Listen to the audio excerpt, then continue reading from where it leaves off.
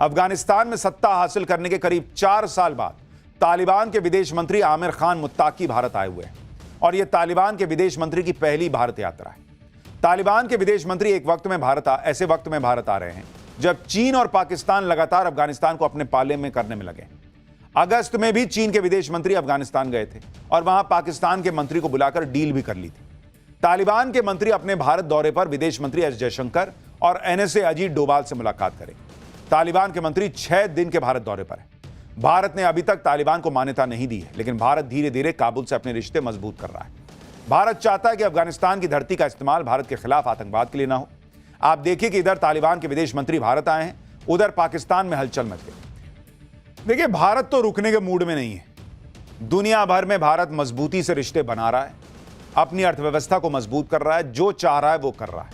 और इसलिए पाकिस्तान को अगर दोबारा ठोकने का भारत ने सोच रखा है तो ठोकेगा ही, और मौका खुद पाकिस्तान देगा, क्योंकि पाकिस्तान इसी बात से घबराया हुआ कि नरेंद्र मोदी ने उसे चौतरफा घेरा हुआ है। जब चाहे तब भारत उसे घर में घुसकर ठोक सकता है, क्योंकि भारत की तैयारी पूरी है। पीएम मोदी ने सेनाओं को पूरी आजादी दे रखी है कि भाई देख लो कैसे मारना है इसको। किसी भी तरह के हालात से निपटने के लिए सेनाएं तैयार हैं। और भारत की जबरदस्त डिफेंस प्रिपरेशन इसलिए भी जरूरी है क्योंकि ऑपरेशन सिंदूर में पिटने के बाद पाकिस्तान सुधर तो रहा नहीं। भारत ने जिन आतंकी ठिकानों को तबाह किया था, पाकिस्तान वो फिर से खड़े कर रहा है। आतंकियों को पाकिस्तान सरकार स्पॉन्सर कर रही है। पाकिस्तान के आतंकी भारत के खिलाफ नई नई साजिशें बना रहे हैं, नए नए आत्मघाती यूनिट तैयार कर रहे हैं। भाई आप देखिए कि पाकिस्तान में किस तरह से हलचल है। पाकिस्तानी सेना ने बॉर्डर के इलाकों में आर्मी मूवमेंट तेज कर दी है। पाकिस्तान के टैंक बॉर्डर की तरफ मूव करते देखे गए। ये तस्वीरें पाकिस्तानी सेना के मूवमेंट की बताई जा रही हैं। आप देखिए कि टैंक कैसे पीओके की तरफ जा रहे हैं। कहा जा रहा है कि पाकिस्तान की टैंक रेजिमेंट तेजी से सीमा वाले इलाकों की तरफ जा रही है। मुनीर जिस तरह से टैंक्स का मूवमेंट करा रहा है, उसे पाकिस्तान में इस बात की बहुत चर्चा चल रही है कि कहीं नई जंग तो नहीं शुरू होने वाली। एक बार पाकिस्तान में क्या चर्चा हो रही है, ये जो बॉर्डर पे हलचल है उसको लेकर सुनिए। यानी पाकिस्तानी खुद कह रहे हैं भाई कि बहुत जबरदस्त टैंक मूवमेंट चल रही है, दोनों तरफ जो है वो बिल्डअप चल रहा है। और मोदी को तो पाकिस्तान समझता है कि भाई इन्होंने सोच लिया तो मारेंगे ही मारेंगे। पाकिस्तानी सेना के टैंक्स का मूवमेंट पिछले 24 घंटे में तेजी से बढ़ा है। आप देखिए कि मीरपुर, कोटली, छंब और सियालकोट सेक्टर में पाकिस्तानी सेना का मूवमेंट बढ़ने की खबरें हैं। पाकिस्तान की 23वीं और 111वीं ब्रिगेड इन इलाकों में मूव कर रही है। पाकिस्तान की टैंक रेजिमेंट गुजरावाला की तरफ भी बढ़ती दिखी है, ऐसा दावा किया जा रहा है। पाकिस्तान में लोग इस मूवमेंट की बड़ी चर्चा कर रहे हैं। पाकिस्तान का रक्षा मंत्री ख्वाजा आसिफ भी भारत के साथ जंग से इनकार नहीं कर रहा। सुनिए पाकिस्तानी रक्षा मंत्री ख्वाजा आसिफ को। फतह को शिकस्त से आप रिप्लेस कर दीजिए कि और ज्यादा पिटेंगे ये लोग। इधर बॉर्डर पर पाकिस्तानी सेना हलचल में आती दिख रही है। दूसरी तरफ पाकिस्तान के आतंकी भी नई नई साजिशें रच रहे हैं। जैश ए मोहम्मद, जिसके आतंकी ठिकाने को ऑपरेशन सिंदूर में भारत ने फोड़ दिया था, जो मसूद अजहर जिसके परिवार के लोग मारे गए और वो रो रहा था खून के आंसू कि मैं क्यों जिंदा बच गया, अब वो भारत के खिलाफ नई सुसाइड बॉम्बर यूनिट बना रहा है। मसूद अजहर जो जैश का कमांडर है, वो इस यूनिट को ट्रेनिंग दे रहा है, बताया जा रहा है। मसूद अजहर ने महिला आतंकियों की यूनिट बनाई है। ये महिलाओं को और कोई काम नहीं देते हैं, दबा के रखते हैं महिलाओं को, और यहां महिला आतंकियों की यूनिट बना रहे भाई लोग। यूनिट का नाम दिया है जमात उल मोमिनात।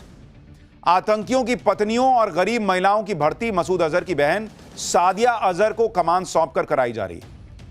ऑपरेशन सिंदूर में सादिया का पति यूसुफ अजहर मारा गया था। बहावलपुर के मरकज उस्मान ओ अली में इनकी ट्रेनिंग होगी, बताया जा रहा है।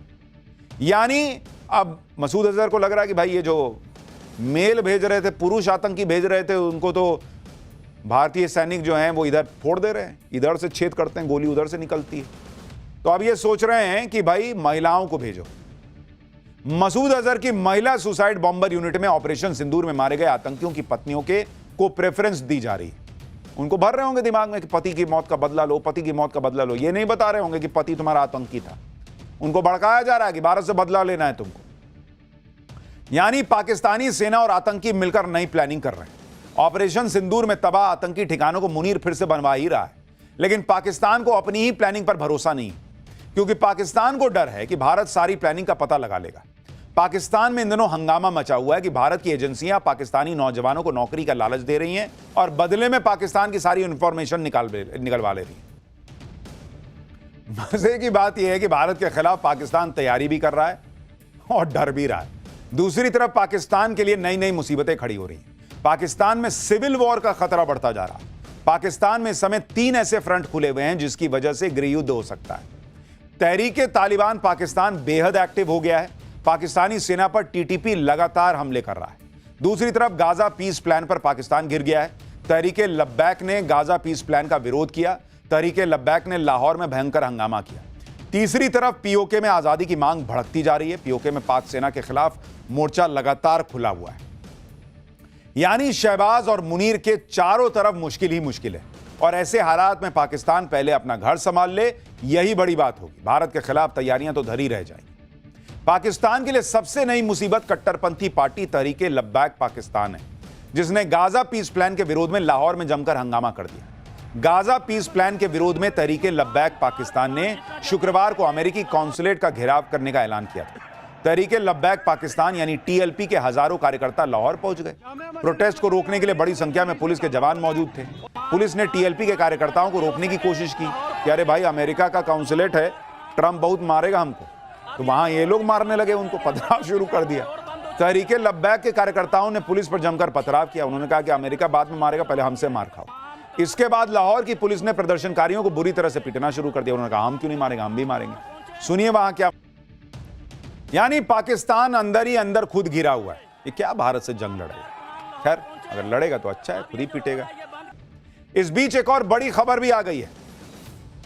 बड़ी खबर यह है कि पीएम मोदी ने राष्ट्रपति ट्रंप से फोन पर बात की है और उन्होंने कहा कि मैंने अपने मित्र ट्रंप से बात की है, गाजा शांति योजना की सफलता के लिए बधाई दी है, ट्रेड वार्ता पर प्रगति की समीक्षा की है और संपर्क में रहने पर सहमति बनी है। यह पीएम मोदी और डोनाल्ड ट्रंप की अब से थोड़ी देर पहले फोन पर बातचीत हुई है। डोनाल्ड ट्रंप और पीएम मोदी की बातचीत, और पीएम मोदी खुद कह रहे हैं कि भाई जो गाजा शांति योजना बनी है उसकी कामयाबी के लिए बधाई दे दी और कह दिया है मैंने कि ट्रेड वार्ता पर प्रगति जो हो रही है उसको हम लोग दोनों लोग देखते रहेंगे, आपस में टच में रहेंगे। आप ये देखिए कि भारत और ब्रिटेन के बीच जो फ्री ट्रेड एग्रीमेंट हुआ है उसे फाइनल करने में 3 साल लगे और इस दौरान ब्रिटेन में कई प्रधानमंत्री और सरकारें बदली। दूसरी तरफ भारत में मोदी सरकार और मोदी का चेहरा बने हुए, कोई हिलाने वाला नहीं। आज पीएम मोदी ने मुंबई में भारत की राजनीतिक स्थिरता का जिक्र किया। फिनटेक फेस्ट को संबोधित करते हुए पीएम मोदी ने याद दिलाया, याद है ना पिछली बार जब 2024 के इलेक्शन थे तब मैं आया था और कहा था कि मैं फिर आऊंगा, देखो मैं आ गया।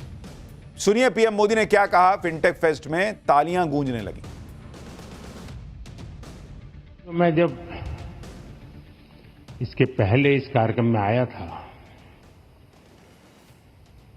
तब 2024 के चुनाव बाकी थे।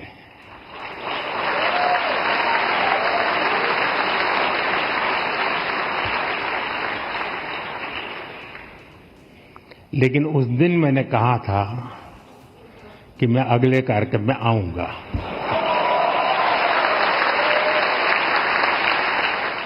और उस समय आपने सबसे ज्यादा ताली बजाई थी।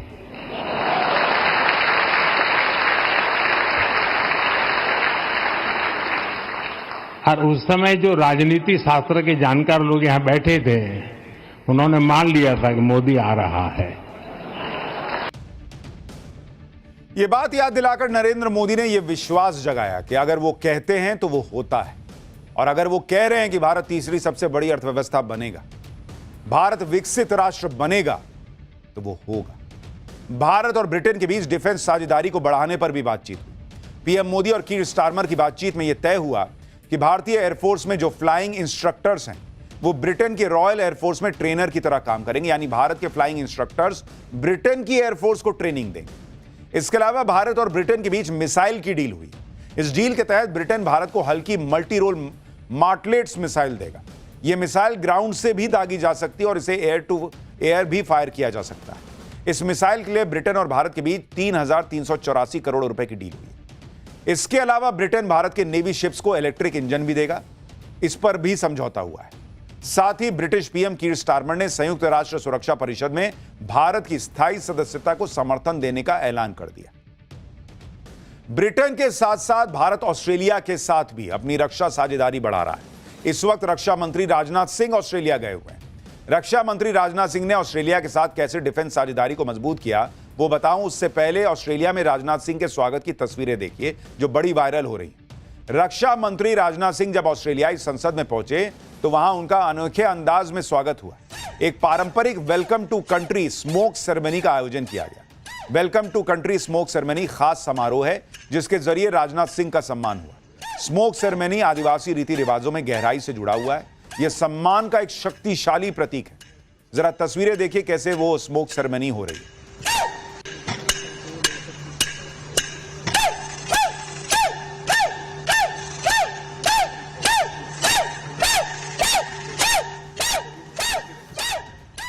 रक्षा मंत्री राजनाथ सिंह के स्वागत में ऑस्ट्रेलिया ने कोई कमी नहीं छोड़ी। रक्षा मंत्री राजनाथ सिंह को ऑस्ट्रेलिया के सिडनी से कैनबेरा शहर ले जाने के लिए रॉयल ऑस्ट्रेलियन एयरफोर्स के विमान को तैयार किया गया।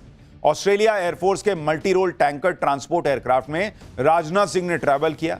इस दौरान राजनाथ सिंह ने F-35 लड़ाकू विमान की एयर टू एयर रिफ्यूलिंग भी देखी। ये सारी चीजें भारत और ऑस्ट्रेलिया के बीच 2024 में हुए समझौते का हिस्सा हैं। इस समझौते के तहत ऑस्ट्रेलियाई वायुसेना और भारतीय सशस्त्र बल एक दूसरे के विमानों को हवा में ईंधन भर सकेंगे। यह क्षमता दोनों देशों की वायु सेनाओं को लंबी दूरी तक उड़ान भरने और अधिक प्रभावी ढंग से काम करने में मदद करती है। भारत और ऑस्ट्रेलिया के बीच इसी डिफेंस साझेदारी को रक्षा मंत्री राजनाथ सिंह ने और आगे बढ़ाया और दोनों देशों के बीच और ज्यादा मिलिट्री सहयोग पर सहमति बनी। देखिए, ऑस्ट्रेलिया इसलिए भी इंपॉर्टेंट है क्योंकि ऑस्ट्रेलिया उस क्वाड का हिस्सा है जो इंडो पैसिफिक रीजन में चीन को काउंटर करने के लिए बना है। इससे पहले पीएम मोदी क्वाड में शामिल जापान के दौरे पर गए थे, आपको याद होगा, चाइना जाने के पहले। यानी भारत क्वाड देशों के साथ अपनी साझेदारी को और मजबूत कर रहा है। क्वाड में अमेरिका भी है और अमेरिका अलग थलग पड़ा हुआ है। बाकी देश भारत के साथ खड़े हैं, चाहे वो ऑस्ट्रेलिया हो या फिर जापान। ऑस्ट्रेलिया और जापान जैसे देश ट्रंप की धमकियों को एक साइड में रखकर भारत के साथ दोस्ती बढ़ा रहे हैं। दूसरी तरफ चीन भी भारत के सामने बिछा पड़ा है कि भारत और संबंध सुधारे हमसे। 5 साल के बाद भारत के साथ डायरेक्ट फ्लाइट बहाल किए जाने को चीन ने सकारात्मक कदम बताया। चीन ने कहा कि इससे पता चलता है कि दोनों देश द्विपक्षीय संबंधों को मजबूत करने के लिए पीएम मोदी और राष्ट्रपति शी जिनपिंग के बीच सहमति जो बनी उस पर ईमानदारी से काम कर रहे हैं। चीन के विदेश मंत्रालय ने कहा कि डायरेक्ट फ्लाइट्स अक्टूबर के आखिरी हफ्ते में शुरू हो जाएगी और भारत ने 26 अक्टूबर की तारीख दी। चीन ने कहा कि वो भारत के साथ मिलकर द्विपक्षीय संबंधों को रणनीतिक और दीर्घकालिक परिप्रेक्ष्य में देखने और अच्छे पड़ोसी और साझेदार बनने के लिए तैयार है जो एक दूसरे की सफलता के लिए सहयोग करें। यानी ब्रिटेन से लेकर ऑस्ट्रेलिया से लेकर चीन तक हर कोई भारत से इस वक्त रिश्ते सुधारने में लगा है और बेहतर बनाने में लगा है। चीन समझ रहा है कि भयंकर उथल पुथल वाली दुनिया में भारत से उलझना ठीक नहीं है बॉस। इधर चीन भारत से दोस्ती मजबूत करना चाहता है, उधर अफगानिस्तान की तालिबान सरकार को भी भारत ज्यादा भरोसेमंद लग रहा है। For more of such videos, do like, share and subscribe to ET Now Swadesh.